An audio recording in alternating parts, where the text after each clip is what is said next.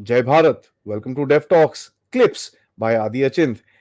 जैसे ही आपने मेरे बड़े चैनल जो डेफ टॉक्स बाय आदि है उसको आपने जिस तरह से सपोर्ट करा, उसी तरह से ये हमारे क्लिप्स के चैनल को, जहां पर आपको छोटे छोटे अपडेट्स, छोटे छोटे शॉर्ट्स और छोटी छोटी कहानियां मिलेंगी, इसी को भी सपोर्ट जरूर कीजिएगा। लाइक का बटन जरूर दबाइए, सब्सक्राइब तो ऑब्वियसली करिए, बेल आइकॉन दबाना बिल्कुल मत भूलिएगा। एंड हाँ जी, प्लीज अपने दोस्तों के साथ, फैमिलीज के साथ ये वीडियोस जरूर शेयर करिएगा। एंजॉय करिए ये क्लिप को। जय हिंद। रियल रीजन क्या है अटैक ऑन भारत और हम क्या कर सकते हैं? At a slightly I step back and Q&A में anybody can feel free to ask me specific questions on any country and whatever, I'll take it. तो की प्लेयर कौन है? The most prominent player is the global deep state का crown council, who has decided कि अब next पैसे उसने कहां पे इन्वेस्ट करने, versus George Soros and his ecosystem and echo chamber. क्योंकि वो था ओल्ड ऑर्डर का सिस्टम जिसमें उसने, याद रहे लोगों को पता नहीं होगा, काफी पैसे जॉर्ज सोरोस ने चाइना में इन्वेस्ट कर रखे हैं। काफी। अगर चाइना सिंक हो गया तो वो तो खत्म हो गया है। वैसे ही क्राउन काउंसिल से उसको अब पैसे नहीं मिल रहे हैं, इसीलिए वो सारा सब तरफ दुकान बंद कर रहा है, अपने ऑफिस क्लोज कर रहा है, 40% अपने स्टाफ को निकाल रहा है, मतलब पैसे नहीं है। तो अब ये जो लड़ाई लड़ रहा है अपने कॉर्पस फंड जो उसने बचा के रखा होगा उसमें से लड़ रहा है, एंड थोड़ा बहुत कतर या चाइना कुछ दे रहा है उसको तो दे रहा है, जिससे ये लड़ाई लड़ी जा रही है। Emerging new order versus the existing old order, ये लड़ाई भारत के ऊपर क्यों है? हर तरफ से हमने भी बात की है कई चैनलों में, आपके साथ भी। India is emerging as the main fulcrum of the new order. जो भी न्यू ऑर्डर आएगा इंडिया के बगैर सस्टेन नहीं कर सकता, नहीं कर पाएगा। और रादर आई वुड से भारत के बिना नहीं सस्टेन कर सकता। India Hindustan becomes irrelevant, Bharat के बगैर सस्टेन नहीं कर सकता। तो अगर ओल्ड ऑर्डर को कंटिन्यू करना है तो ये भारत को तोड़ना है। Let Bharat go back to being India, Hindustan, socialism. That's why you find people like Uddhav Thackeray making a statement, किसी एक पार्टी को नहीं होना चाहिए। He is batting for only a coalition government with no party in majority. मतलब योर टोटल मतलब collapse हो जाता है। We have seen the 20 years of coalition, 20 odd years of coalition government, क्या कचरा हुआ है। और actually 30 years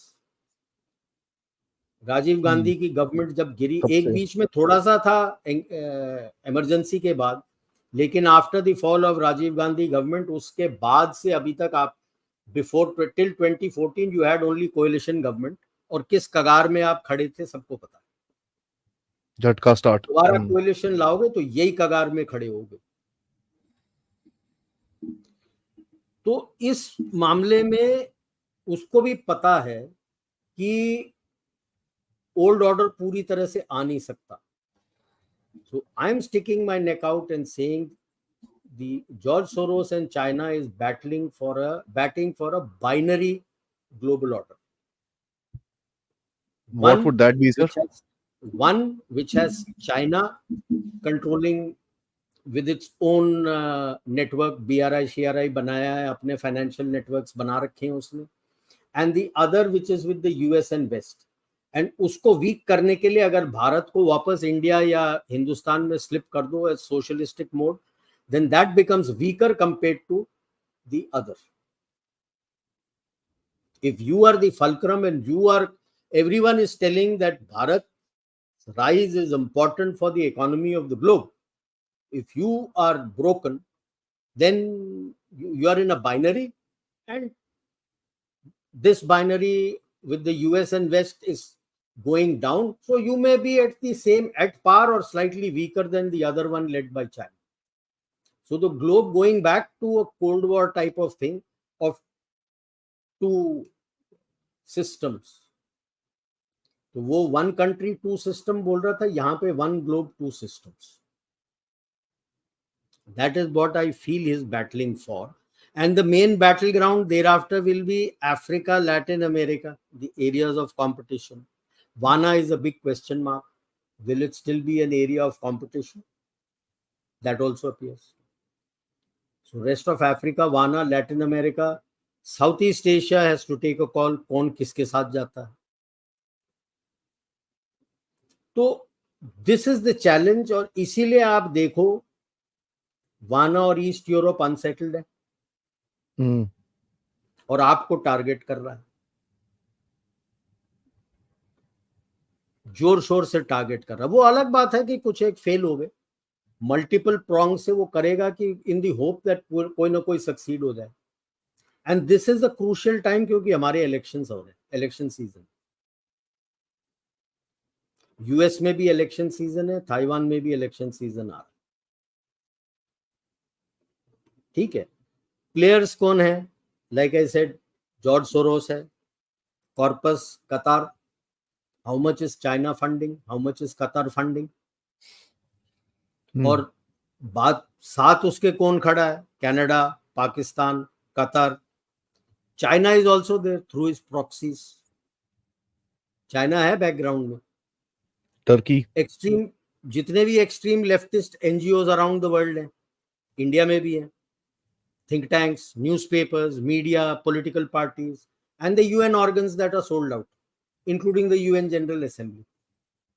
Because people may not know 40 of the UN organizations survive on the funding by China.